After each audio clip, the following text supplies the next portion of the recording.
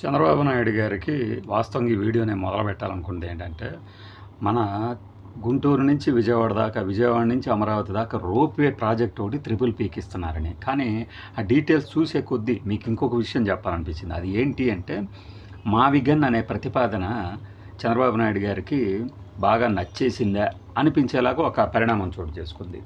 64వ CRDA 64వ authority సమావేశం ఏర్పాటు చేసుకుని ఆయన ఏం చెప్పారంటే, పేరు వాళ్ళ అది, కానీ ఆయన ఏం చేశారంటే, అమరావతిని భవిష్యత్తులో విజయవాడ, గుంటూరు, మంగళగిరి, సరిగ్గా చూడండి, విజయవాడ, గుంటూరు, మంగళగిరి కలిసి 1 కోటి మంది జనాభాతో మెగా సిటీగా అభివృద్ధి చేయాలన్న ప్రతిపాదనకు తగ్గట్లుగా కృష్ణానదిపై ఏ ప్రాంతాల్లో బ్రిడ్జిలో నిర్మించాలి, జనాభాతో అభివృద్ధి చేయాలంటే బ్రిడ్జిల మీద, నది మీద ఏ బ్రిడ్జిలు నిర్మించాలి, నది పైన ఏ ప్రాంతాల్లో, ఇంత గొప్ప ఆలోచన ఎవరికి వస్తుంది, ఎన్ని నిర్మించాలి అని నిర్ణయించేందుకట కన్సల్టెన్సీ సంస్థల నియామకానికి అనుమతి ఇచ్చేశారట. చూసారా, మావిగన్ అనే పేరు ఎత్తకుండా అమరావతి. వెంటనే మన వాళ్ళు చెప్తారు, ఇవి ఆల్రెడీ ఉన్నవేనబ్బా, మళ్ళీ ఆయన చెప్పాడని ఎందుకు మీరు ఇట్లా మాట్లాడుతున్నారు అని. ఇంతకే ఉన్నాయట. సరే, దీనిని కొద్దిసేపు పక్కన పెడితే, మనకి inner ring road, railway line project కోసం మోతడక, కర్లపూడి, లేమల్లె, మోతడక తెలుసు కదా, గుంటూరు నుంచి సత్తెనపల్లి మీదుగా, సత్తెనపల్లి వైపుగా వెళ్ళే దారిలో ఉంటాయి ఈ ఊర్లు. పెదకూరపాడు కూడా ఆ తర్వాత ఎప్పుడు వస్తుంది. 2344 ఎకరాలు తీసుకునేందుకు అనుమతి ఇచ్చారట. గ్రామంలో రైతులందరూ ఆ భూమి ఇచ్చేయడానికి రెడీ అయ్యారు కాబట్టి దీని గురించి సమస్య లేదు. కానీ నేను ఫస్ట్ చెప్పినట్టు, ఇది వీడియో ప్రారంభంలో చెప్పానే, విజయవాడలో రైల్వే స్టేషన్ నుంచి బస్ స్టాండు, దుర్గగుడి, రైల్వే స్టేషను, బస్ స్టాండు, దుర్గగుడి, పున్నమి ఘాటు, భవానీ ఐలాండ్ మీదుగా రాజధానిలోని వెంకటేశ్వర స్వామి గుడి వరకు రోప్వే ప్రాజెక్ట్ వేస్తారట. సూపర్గా ఉంది కదా ఐడియా. ఇప్పటిదాకా ఆంధ్రప్రదేశ్లో రోప్వే ప్రాజెక్ట్ అనేది లేదు. అప్పుడెప్పుడో తిరుమలలో ఏర్పాటు చేస్తామన్నారు.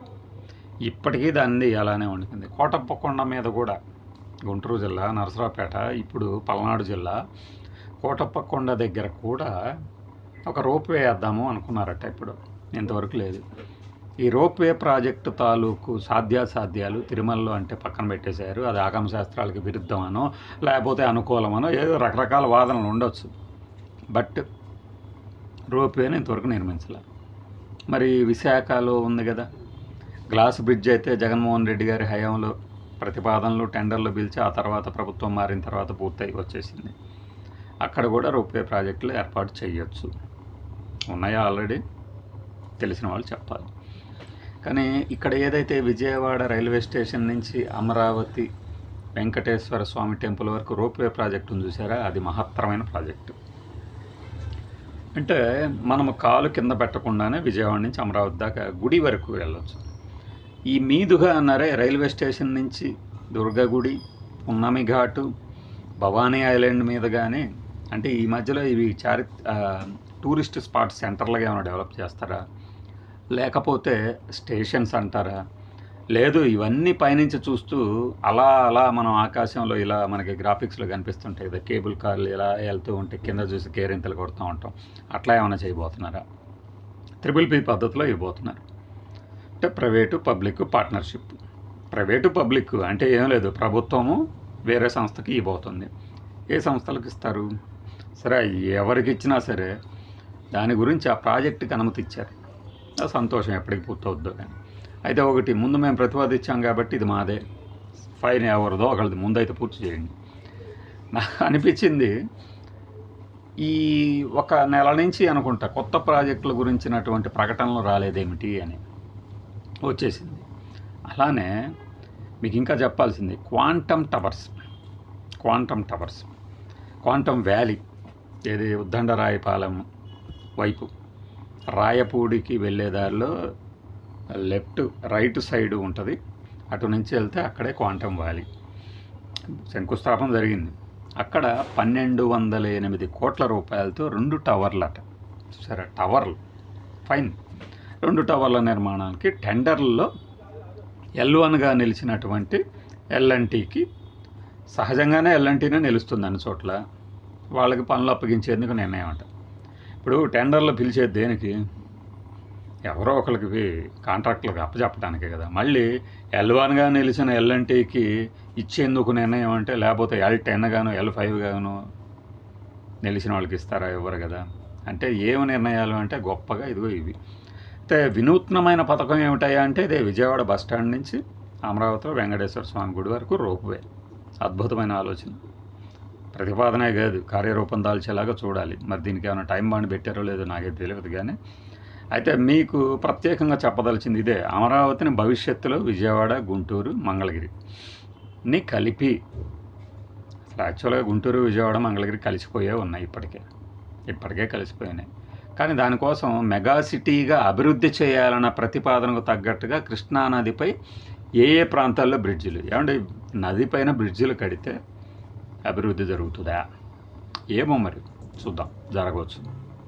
ఎన్ని బ్రిడ్జిలు నిర్మించాలి, ఎలా నిర్మించాలి అనే ఆన్సర్. ఇక్కడ కనెక్టివిటీ పెంచాలి. కనెక్టివిటీ ఆల్రెడీ ఉన్నది. సీడ్ యాక్సిస్ రూట్ రాబోతోంది, వచ్చేసింది అన్నారు.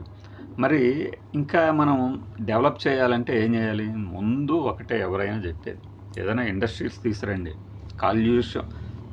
కాలుష్యం పొల్యూషన్ 2 కలిపి కల్యూషన్ అవుతుంది. పొల్యూషన్కి తావివ్వని గ్రీన్ హౌస్ ఇండస్ట్రీలు, లేదంటే ఉపాధి కల్పన కార్యక్రమాలు కనుక పెరిగితే, ఆ ఖాళీ స్థలాల్లో ఇళ్ళు లేస్తే చచ్చినట్లు అవే కలిసిపోతాయి. ఆల్రెడీ ఇప్పటికే గుంటూరు, విజయవాడ కలిసిపోయింది. మంగళగిరి దారిలోనే ఉంది. అయినా సరే మీరు అన్నారు కాబట్టి మెగా సిటీ మావిగన్ లాగా గుర్తొస్తుంది కదా. ఇంకాస్త వెనక్కి వెళ్తే ఇది ఆల్రెడీ CRDAలోనే ఉన్నది అంటారు మళ్ళీ కొంతమంది. ఉండనిపోండి. పల్నాడు జిల్లాలో 2వ దశ భూ సమీకరణలు తీసుకున్న 244 దేవాదాయ శాఖ భూములు, వాటికి దేవాదాయ శాఖకి 122 కోట్లు CRDA చెల్లించేందుకు ఓకే అన్నట్టు. ఒక దేవాదాయ శాఖకి దేవుడి మాన్యం భూములు తీసుకున్నారు కాబట్టి, లేదంటే దేవుడి భూములు తీసుకున్నారు కాబట్టి చెల్లిస్తున్నారు. ఇది నిన్న అంటే ఆగస్టు 4 తీసుకున్నటువంటి నిర్ణయాలు. ఆగస్టు 4, 2026 తీసుకున్న నిర్ణయాలు. వీటిలో నాకు మహత్తరంగా అనిపించింది అదే, క్వాంటమ్ వ్యాలీలో 2 టవర్లు నిర్మించేందుకు 1208 కోట్ల రూపాయలతో 2 టవర్లు. ఆల్రెడీ ఇదే L&Tకి, దీనికి మేబీ 1 కిలోమీటర్ లేదంటే 2 కిలోమీటర్ల దూరంలోనే మనకి హైకోర్టు, CRDA బిల్డింగు, అక్కడ టవర్లు, ఐకానిక్ టవర్లు కూడా వీళ్ళే కడుతున్నారు. NCC కడుతుంది కొన్ని, షాపూర్జీ, పల్లంజీ కడుతుంది, ఈ L&T కడుతుంది. వీళ్ళందరూ అక్కడ ఐకానిక్ టవర్లు ఆల్రెడీ నిర్మాణంలో ఉన్నాయి. ఇప్పుడు ఇంకో 2 టవర్లు, బహుశా ఈ 2 టవర్లు, అటుపక్క 5 ఐకానిక్ టవర్లు, వీటన్నిటిని చూడటానికి లేదంటే స్కై వాక్ చేయడానికి కూడా ఒకటి ఏదైనా ఏర్పాటు చేస్తారేమో భవిష్యత్తులో అనిపిస్తుంది. ఇది నిన్న తీసుకునే నిర్ణయాలన్నమాట. ఇవి ఎప్పటికి పూర్తవుతాయి, ఎంత ఖర్చు అవుతుంది అనేది వీలు వెంబడి తెలుసుకుందాం.